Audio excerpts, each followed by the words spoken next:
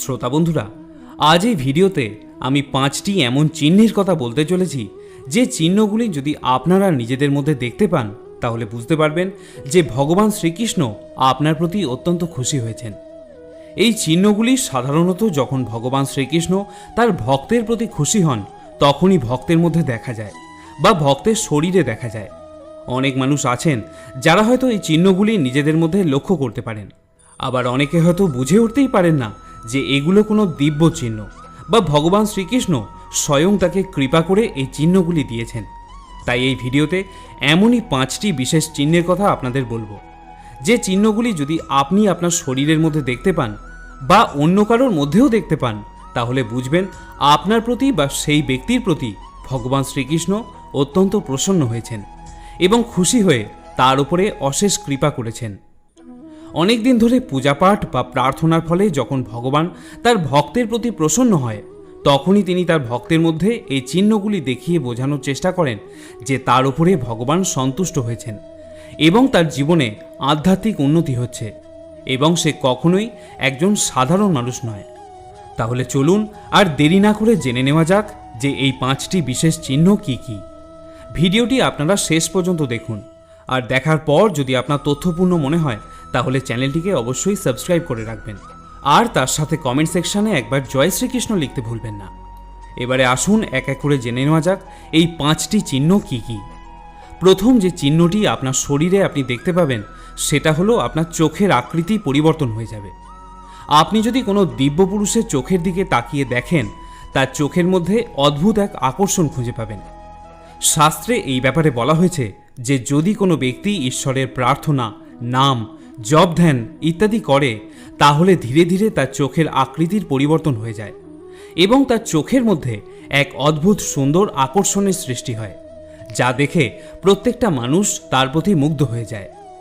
এরকম ব্যক্তির চোখের দিকে তাকালে মনের মধ্যে নিজের থেকেই একটা শ্রদ্ধার ভাব জেগে ওঠে, তার চোখের মধ্যে এক কোমল ভাব ফুটে ওঠে যা সবসময় অন্য মানুষের মনে শান্তি প্রদান করে। যদি এরকমটা আপনাদের সাথে হয়ে থাকে তাহলে বুঝবেন ভগবান শ্রীকৃষ্ণ আপনার ওপরে অশেষ কৃপা করেছেন এবং আপনি আধ্যাত্মিক দিকে ধীরে ধীরে এগিয়ে যাচ্ছেন।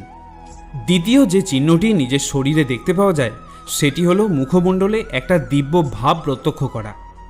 এ ব্যাপারেও শাস্ত্রে বলা হয়েছে যে যখন কোনো ব্যক্তি ভগবানের অত্যন্ত প্রিয় হন, অর্থাৎ ভগবান যখন কোনো ব্যক্তির উপর কৃপা করেন তখন সেই ব্যক্তির রূপের মধ্যেও একটা পরিবর্তন লক্ষ্য করা যায়, কারণ আধ্যাত্মিক বলের কারণে তার মধ্যে এই ধরনের পরিবর্তন আসা শুরু করে এবং তার মুখের এই দিব্য ভাবের কারণে প্রত্যেকটা মানুষ তার মুখের দিকে তাকালে আকর্ষণ বোধ করে এবং মনে মনে শান্তি অনুভব করে থাকে।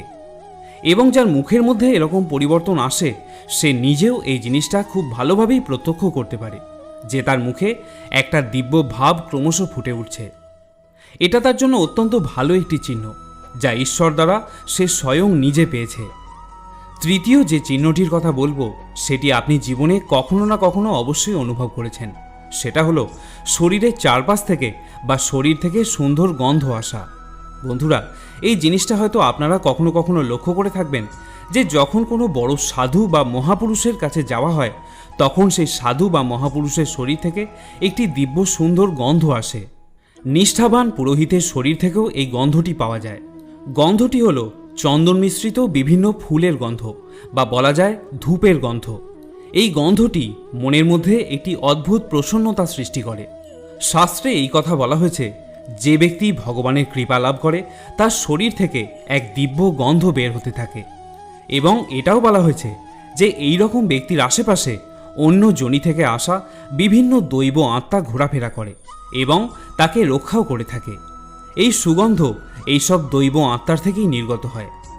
আবার অনেক ক্ষেত্রে এই গন্ধ সেই ব্যক্তির দৈব শক্তির কারণেও তার শরীর থেকে বেরোনো শুরু হয় এবং এই গন্ধটা তার আশেপাশে থাকা প্রত্যেকটা মানুষই পায়। চতুর্থ যে চিহ্নটির কথা আমি বলবো সেটি আপনি নিজের শরীরে পাবেন না। এটি আপনি তখন পাবেন যখন আপনি কোনো পশু পাখির সামনে যাবেন।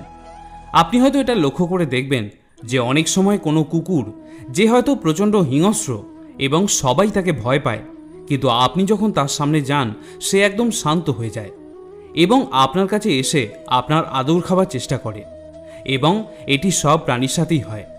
যখন আপনি কোনো পশু পাখির কাছে যাবেন এবং সেই পশু বা পাখিটি নিজে থেকেই আপনার কাছে এসে আপনার আদর খেতে চাইবে বা আপনার পাশে এসে শান্তভাবে বসে থাকবে, ভগবানের দিব্য শক্তির কারণে সেই পশু পাখিও আপনার কাছে এসে সেই দিব্য শক্তির অনুভূতি পেতে চায়।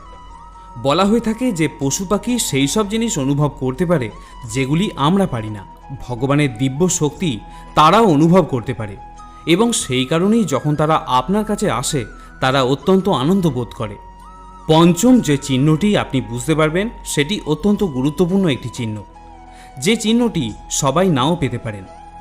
যখন আপনার প্রতি ভগবান প্রসন্ন হয়ে কৃপা করেন তখন আপনি লক্ষ্য করবেন আপনার দুই ভুরু যুগলের মাঝখানে যেখানে আজ্ঞাচক্র অবস্থিত সেই জায়গাটা নিজে থেকেই চিনচিন করতে শুরু করে, অর্থাৎ মনে হবে কেউ যেন আঙুল দিয়ে হালকা করে আপনার দুই ভুরু যুগলের মাঝখানে চাপ দিচ্ছে। বন্ধুরা, এই সংকেতটি অত্যন্ত বড় একটি সংকেত যা বোঝায় যে আপনার আধ্যাত্মিক জীবন অত্যন্ত উন্নত হতে চলেছে এবং স্বয়ং ভগবান আপনাকে সেই পথে যাওয়ার জন্য কৃপা করছেন। এই ধরনের চিহ্ন আপনার আজ্ঞা চক্র অর্থাৎ তৃতীয় নেত্র খোলার একটা বড় ইঙ্গিত প্রদান করে থাকে। তাহলে বন্ধুরা, যদি এই ধরনের সংকেত আপনিও কখনো পেয়ে থাকেন তাহলে বুঝবেন যে স্বয়ং ভগবান আপনাকে প্রতিনিয়ত দেখছেন এবং আপনাকে জীবনে উন্নতি করার জন্য সাহায্য করছেন। আপনিও যদি এই 5টি সংকেতের মধ্যে কোনো একটি সংকেতও কোনোদিন পেয়ে থাকেন তাহলে কমেন্ট সেকশনে একবার জয় শ্রীকৃষ্ণ লিখতে ভুলবেন না। এবারে আসুন ভগবান শ্রীকৃষ্ণের কিছু অনুপ্রেরণামূলক উক্তি শুনে নেওয়া যাক। দুঃসময় অন্ধকার কখনো কখনো আমাদের জীবনের সবচেয়ে উজ্জ্বল মুহূর্তটির দরজা খুলে দেয়। অতিরিক্ত অহংকার পতনের লক্ষণ, আর অতিরিক্ত সরলতা ঠকে যাওয়ার লক্ষণ।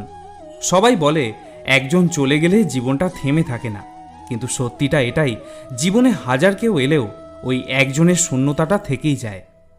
যে তোমাকে কষ্ট দেয় তাকে তুমি ভালোবাসতে পারো, কিন্তু যে তোমাকে ভালোবাসে তাকে কখনোই কষ্ট দিও না। কারণ পৃথিবীর কাছে তুমি হয়তো কিছুই নও, কিন্তু কারোর কাছে হয়তো তুমিই তার পৃথিবী। কষ্ট কখনো কাউকে কষ্ট দেয় না, সুখই মানুষকে কষ্ট দিয়ে থাকে। তাই শুধুমাত্র সুখের পিছনে ঘুরে সময় নষ্ট করা মানে দুঃখকে আমন্ত্রণ জানানো ছাড়া আর কিছুই নয়।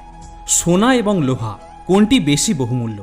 সবাই বলবে সোনা, ঠিকই, কিন্তু সোনার জিনিসকে আমরা লোহার সিন্ধুকে রাখি। তাহলে কোনটার উপর আমাদের ভরসা বেশি, সোনা নাকি লোহা? ভগবান বলেন, রাতে ঘুমোতে যাওয়ার আগে সবাইকে ক্ষমা করে দাও, তাহলে তুমি ঘুমিয়ে ওঠার আগে আমি তোমাকেও ক্ষমা করে দেব। যদি আপনার দ্বারা কোনো ব্যক্তি মনে কষ্ট পেয়ে থাকেন তাহলে মনে মনে তার কাছে ক্ষমা চেয়ে নিন। আর যদি আপনি কারোর দ্বারা কষ্ট পেয়ে থাকেন তাহলে তাকে ক্ষমা করে দিন এবং সব দুঃখ ভগবানকে অর্পণ করে দিন। নিশ্চিন্তে থাকুন, বিশ্বাস করুন, এতে আপনার জীবন অনেক বেশি সুখ শান্তিতে ভরে উঠবে। প্রার্থনা এবং ধ্যান দুটোই আমাদের জীবনের জন্য খুবই অপরিহার্য, কারণ প্রার্থনার মাধ্যমে ভগবান আপনার কথা শোনেন আর ধ্যানের মাধ্যমে আপনি ভগবানের কথা শোনেন। গীতায় বলা হয়েছে, যদি আপনি কোনো ব্যক্তির মধ্যে ভালো কিছু দেখতে পান তাহলে ভালো সে নয়, ভালো হলেন আপনি, কারণ তার ভালো দিকটা দেখার দৃষ্টি আপনার কাছেই আছে। দুর্বৃত্ত মানুষদের যদি উপদেশ দিয়েই কাজ হতো তাহলে ভগবান শ্রীকৃষ্ণ কখনো মহাভারত হতেই দিতেন না। আমাদের কাছে যেটা আছে তার আনন্দ আমরা তখনই উপভোগ করতে পারি যদি আমরা সেই চিন্তা ছেড়ে দিই যে আমাদের কাছে কি নেই। যে কোনো সমস্যার মাত্র দুটি সমাধান থাকে, প্রথমটি হলো হাল ছেড়ে দেওয়া, আর দ্বিতীয়টা হলো সমস্যার মোকাবিলা করা। ভালো সময়ের অপেক্ষায় যে বসে থাকে তার জীবন থেকে কখনো খারাপ সময় যায় না। ভালো সময় কখনোই নিজে থেকে আসে না, তাকে সবসময় নিয়ে আসতে হয়। প্রকৃত বড় মানুষ হলো সে যার সামনে কোনো মানুষ নিজেকে ছোট অনুভব করে না। আপনি সফল হতে চাইলে জীবন আপনার অনেক পরীক্ষা নেবে, যাচাই করবে এবং আপনাকে সেই সব পরীক্ষায় উত্তীর্ণ হতে হবে। গীতায় বলা হয়েছে, ন হি জ্ঞানেন সদৃশ পবিত্রমিহ বিদ্যতে, অর্থাৎ এই সংসারের জ্ঞানের সমান পবিত্র আর কোনো সাধনা হতে পারে না। আর জ্ঞান লাভের ইচ্ছা থাকলে তবেই জ্ঞান লাভ সম্ভব হয়। তাহলে বন্ধুরা, আজ এখানেই শেষ করছি। যদি ভিডিওটি দেখে আপনাদের ভালো লাগে বা সমৃদ্ধ হন তাহলে অবশ্যই একটি লাইক করতে ভুলবেন না। আর যদি আপনি আমাদের চ্যানেলে নতুন শ্রোতা হয়ে থাকেন তাহলে অবশ্যই চ্যানেলটিকে সাবস্ক্রাইব করে রাখুন। সকলে ভালো থাকুন, সুস্থ থাকুন। পরম কল্যাণময় জগদীশ্বরের কৃপায় আপনার জীবন আরও সুন্দর ও সার্থক হয়ে উঠুক। জয় শ্রীকৃষ্ণ।